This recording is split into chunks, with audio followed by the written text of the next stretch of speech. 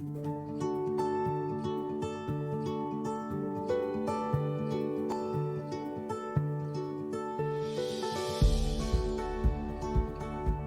gracias por esta amable introducción. Supongo que me estáis oyendo, ¿verdad?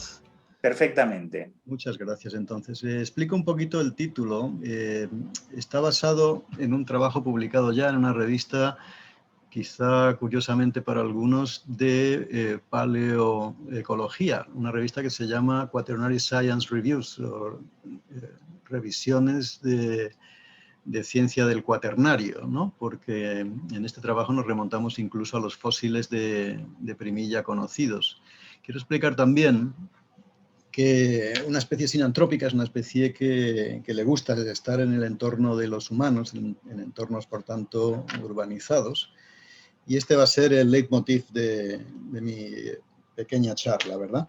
Bueno, pues sigo adelante. Y parto de un hecho, y es que en la actualidad, a día de hoy, la mayor parte de las colonias de cernicaloprimilla se encuentran ubicadas en edificios, en construcciones levantadas por humanos. La mayoría de ellos, la mayoría de las parejas, por tanto, están absolutamente urbanizadas. Pero luego lo comentaré, resulta que los cernícalos surgen como especie hace millones de años en el Mioceno. En torno a 5 millones de años se produce lo que se llama una radiación. Hay una gran abundancia de generación de especies similares. Los cernícalos, como grupo dentro de los halcones, radian en ese momento y por tanto estamos hablando de muchos millones de años antes de que hubiera ciudades, antes de que hubiera urbes, antes de que hubiera urbanización. ¿Dónde estaban esos cernícalos? Como hay una pequeña proporción de cernícalos que aún cría en lo que podemos llamar entornos naturales, pues suponemos evidentemente que si ahora están criando algunos de ellos, muy poquitos, en roquedos, pues todos ellos tuvieron que hacerlo en la antigüedad. Los humanos sabios, los humanos como nosotros, los Homo sapiens, surgen en África. Quiero extenderme un poquito y dejar el primilla para más adelante en este asunto porque somos los constructores, nosotros somos los generadores de urbes. Otros homínidos anteriores no lo hicieron, eran a lo sumo cavernarios o quizás utilizaban algunos nidos como nuestros parientes más cercanos actuales, los otros primates africanos, gorilas, chimpancés que construyen nidos. Pero desde luego el Homo sapiens sale de África hace aproximadamente 100.000 años, no llega hasta Europa occidental, donde se encuentra con neandertales, por cierto, hasta hace 40.000 años. El primilla llevaba, lo he dicho antes, millones de años en estas zonas. Veremos dónde están localizados los fósiles. Y luego se va extendiendo ese Homo sapiens para llegar muy recientemente, por ejemplo, al Nuevo Mundo. No ha habido presencia humana hasta hace, pues, quizás solo 15.000 años, ¿no? Estaba contando también que cuando Homo sapiens llega a Europa y a la península ibérica, las cavernas ya tenían dueño, estaban en ese momento los neandertales. Quiero comentar este aspecto porque en la selección de recreaciones que he hecho de ellos, pues todas utilizan neandertales ornamentados con plumas. Parece ser que ellos tenían cierta apreciación por las aves y probablemente era así porque también convivían en esos lugares donde estaban sus cuevas, pues varias especies rupícolas, quizá el mismísimo primilla y desde luego otras especies que ahora quiero mencionar. La comunidad de vecinos de los homínidos primitivos, pues desde luego podía estar compuesta por chovas, sabemos que los neandertales las consumían con frecuencia, las palomas, que también era parte de su dieta, y por qué no, aunque hay muchos menos fósiles, los cernícalos primillas. Veis en la imagen una parejita en un roquedo, una fotografía de mi querido amigo extremeño Pepe Antolín. Y probablemente, por tanto, digo que los primillas comienzan a habituarse ya a la presencia de humanos en periodos muy antiguos, antes de la existencia de urbes, antes de la existencia de edificios. Las aves urbanas del mundo, si lo pensamos un poquito, son todas asiáticas. Esto tiene que ver, de hecho, con que las primeras ciudades se construyen en este lugar del mundo. Jericó, la ciudad más antigua en Oriente Medio, pues tiene en torno a unos 10.000 años. Y esto marca el inicio de la posibilidad de urbanización para cualquier especie de ave que anteriormente tuvieron necesariamente que utilizar otros sustratos.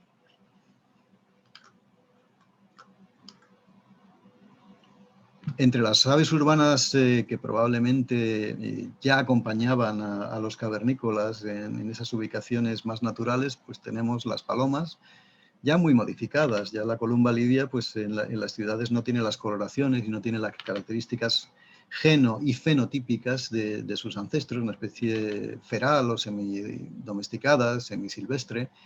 También hay varias especies de córvidos. He mencionado las chovas, puedo mencionar ahora las grajillas, que sabemos que pueden competir con el cernicaloprimilla. Y bueno, pues desde luego no puedo olvidarme del cernicaloprimilla. Pero los grandes campeones en número y en distribución cosmopolita, porque han colonizado otros continentes, se llevaron al Nuevo Mundo, se llevaron a Melanesia en barco desde luego, inicialmente, pues número 1 el gorrión, número 2 la paloma y número 3 el estornino. Y si estas especies están ahora en las ciudades de todo el mundo, es porque comenzaron a habituarse a la presencia humana hace milenios. Y los hombres también se han acostumbrado a ellas, o los humanos, y se las han llevado allá donde han ido colonizando, porque se trata de especies, vuelvo a repetirlo, de origen eurasiático y particularmente europeo. En años más recientes, las ciudades han dejado de ser pequeños recintos amurallados, donde pues, tener un jardín no era una posibilidad, donde tener árboles pues desde luego estaba muy constreñido, y ahora con los suburbios, con las casas que tienen jardines, pues aparecen otras especies o van llegando especies del campo que perciben que esos lugares pueden ser adecuados para ellas. Podemos hablar de cárabos, de mochuelos, otras especies nocturnas y desde luego diurnas. Una especie que desde luego ahora tiene grandes poblaciones urbanas es el peregrino. En algunos países hay más peregrinos urbanos que peregrinos en cortados naturales, que es desde luego su hábitat de nidificación natural. Y como decía al principio de esta presentación, pues nos planteamos como hipótesis si el primilla verdaderamente estaba aquí desde siempre, desde que surge como especie natural hace millones de años.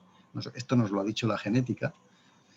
O llega cuando se construyen las primeras ciudades. ¿Llega como urbanita o estaba aquí antes? Y los fósiles no dejan lugar a dudas. En la parte superior veis un mapa de Eurasia y los puntitos representan lugares donde se han encontrado fósiles de Falcon ahumani. Muchos en la península ibérica, sur de Francia, Italia y también en Oriente Medio. El más lejano, pues muy metido en Asia. Creo recordar que es en algún lugar de Mongolia, el número 18, que podéis ver a la derecha. Está ampliado, he ampliado el mapa correspondiente a Iberia y sur de Francia por la abundancia de fósiles. Los colores de los puntos indican periodos en prehistoria, el Paleolítico inferior, Paleolítico medio, Paleolítico superior. Y bueno, pues podéis ver que la mayor parte pues, pertenecen a épocas más cercanas en el tiempo, al Paleolítico superior, hace unos miles de años, en cualquier caso antes del Neolítico, antes de que hubiera ciudades, y se concentran mucho en el Levante, pero esto seguramente tiene más que ver con el hecho de que es la zona de grandes cortados calizos y cuevas de Iberia, que es donde mejor pueden fosilizar los restos. O sea, los fósiles no representan necesariamente lo que hubo en el pasado, sino pues, lo que puede fosilizar y dónde se dan las condiciones. Pero, en fin, tenemos fósiles que incluso llegan a tener 1 millón de años. Había cernicaloprimilla en Iberia mucho antes de que hubiera presencia de Homo sapiens, y quizás coincidiendo con la primera salida de África de Homo erectus, pero una especie que desde luego estaba muy lejos de hacer construcciones y que a lo sumo se metería en alguna caverna. Este es ahora, lo estáis viendo en la fotografía, un sustrato potencialmente natural para el establecimiento de una colonia de de Cernícalo-Primilla, en concreto en las cercanías de Jerez de la Frontera, la provincia de Cádiz.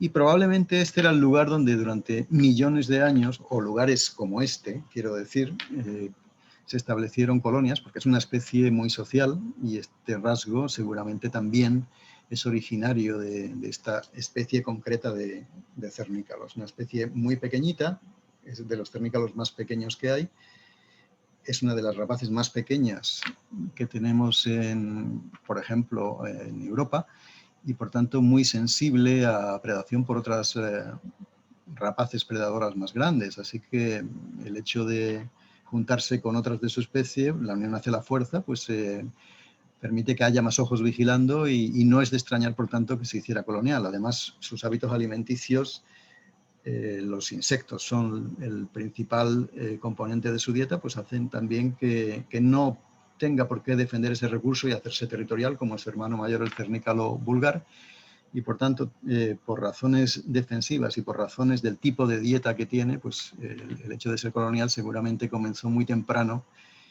como especie en el caso del Cernícalo-Primilla. Aquí os muestro un mapa de la distribución actual me refiero al siglo XXI, de las colonias inventariadas de Cernícalo-Primilla. Se representa también en azul lugares montañosos, lugares concortados. Podéis ver que la mayor parte de las colonias se concentran en los valles, sobre todo el del Guadalquivir. Hay un núcleo importante en los Pedroches, también en las campiñas de Cádiz, pero lejos realmente de las zonas montañosas. Ha habido una gran transición hacia las zonas urbanas. Vuelvo a repetir, la mayor parte de las colonias, 95%, también en Andalucía, se encuentran en edificios. Las colonias en cortados, hay algunas, por ejemplo, podéis ver puntos amarillos en la zona de la serranía de Cádiz, pero son las menos, ¿no? Hicimos un análisis y realmente las colonias, la mayoría de las colonias están muy lejos de los cortados, es decir, que seguramente llevan muchísimos años desde que hubo en núcleos urbanos hace milenios en esta parte, que se colonizó y se puso en cultivo hace mucho tiempo, en época prerromana, con los tartesos y otros, ¿no? Los íberos. Fijaos aquí, por ejemplo, que bueno, pues nosotros hemos tratado de estudiar tipologías constructivas desde el inicio en Península Ibérica, lugares como Tejada la Vieja, que en su entorno tienen ahora colonias de Cernícalo-Primilla, pues han sido laminadas por el paso del tiempo. Ahora es imposible que críe aquí una colonia de Cernícalo porque lo que vemos únicamente, y tras excavaciones arqueológicas, son simplemente los cimientos de lo que pudo ser una gran ciudad que a lo mejor hace más de 2000 años pudo tener colonias en sus murallas o incluso en las edificaciones donde vivían los humanos, ¿no? Pero desde luego ahora no hay porque no se dan las condiciones. Si hubo, no se han mantenido porque no es posible que se mantengan. Ha habido, sin embargo, y hay presencia de Cernícalo-Primilla, de colonias en lugares, en canteras que pudiéramos llamar cortados seminaturales. Esta imagen corresponde a una agrociudad del centro de Andalucía. Aquí hay todavía algunos Cernícalos-Primillas criando. Estas canteras se deben a acción humana y se empezaron a excavar hace unos 2000 años, en época romana, ¿vale? O sea que esto nos da una idea de que a lo mejor en ciertos lugares sí que ha podido haber continuidad de colonias durante periodos muy largos. Este lugar que Juan José, ¿sí? Disculpa, si pudiera alejarse un poquito de la pantalla porque es que si no se le ve muy encima. Sí. Perfecto. Muy Ahora, bien, muchas gracias. Sí, bueno, sí. iba a decir que este lugar que presento ahora no necesita realmente introducción. Es el Teatro Romano de Mérida. Pues tiene casi 2000 años o 2000 años y se pudiera pensar que, bueno, pues que podría haber una continuidad o podría haber habido una continuidad de colonias de Primilla en este lugar, pero realmente tampoco ha estado disponible durante mucho tiempo.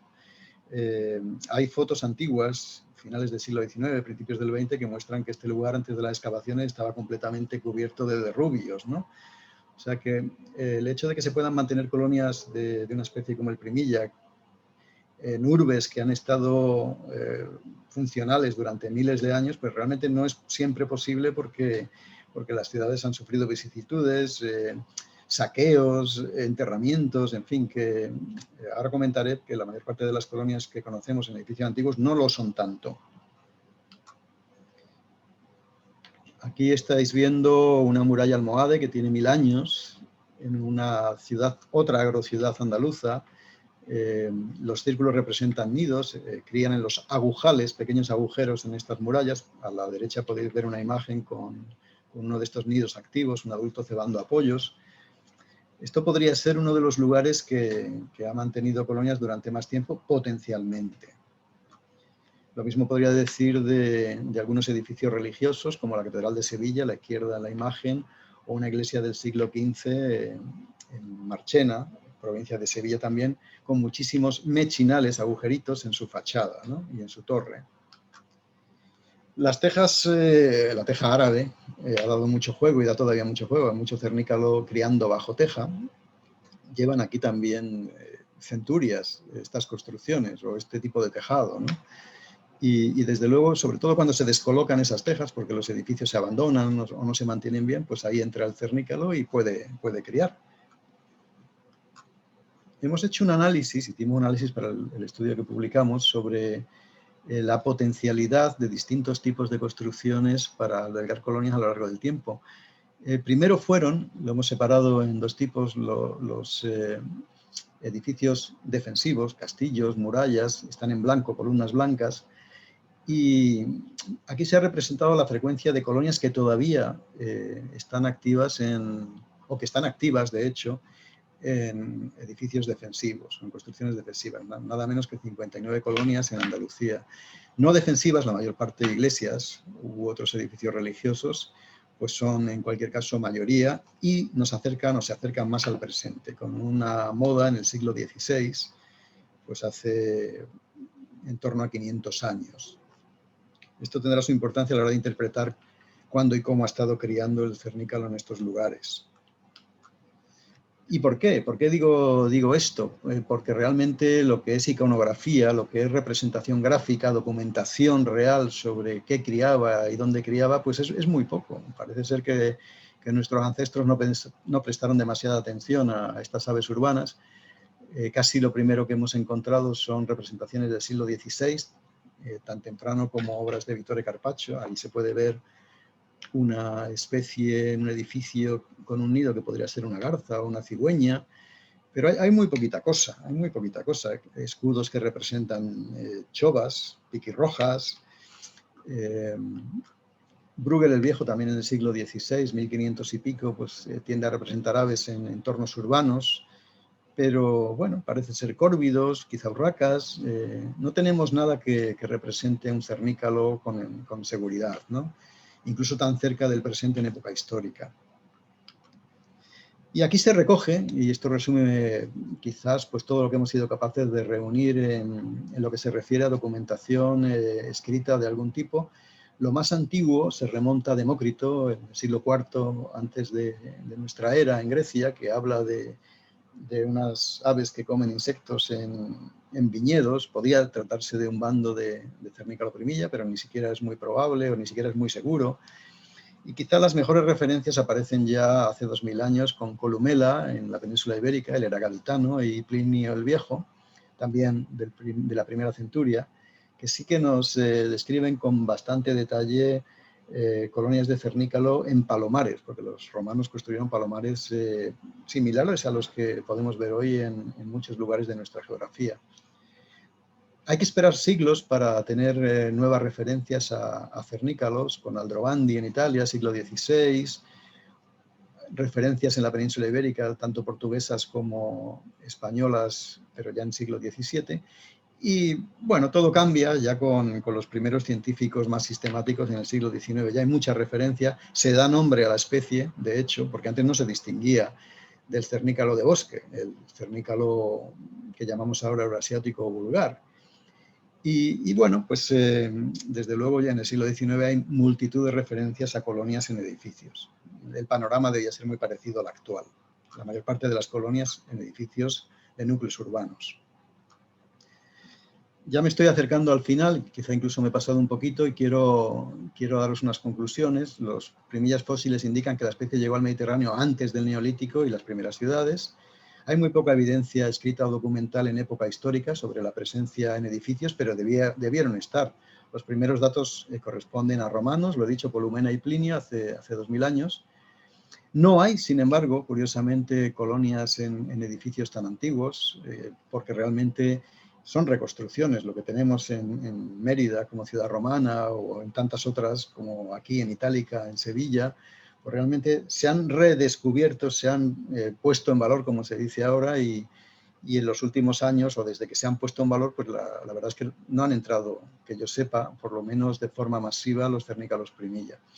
Y esto supone que los primillas han debido saltar de edificio en edificio a lo largo de la historia, adaptándose a las nuevas tipologías, a las nuevas construcciones, para llegar hoy en día a ocupar edificios que son de nueva construcción, del siglo XX y probablemente también del XXI. Eso es todo lo que os quería contar. Muchas gracias. Pues muchísimas gracias, Juan José. Vamos a ver si tenemos preguntas. Juncal. El micro, por favor. Perdón, no tenemos preguntas. Gracias. Vale, pues muchísimas gracias. Pues Juan José, muchísimas gracias por la contribución, por un enfoque distinto a lo que se ha venido hablando hasta ahora a lo largo de estos días del Congreso, y vamos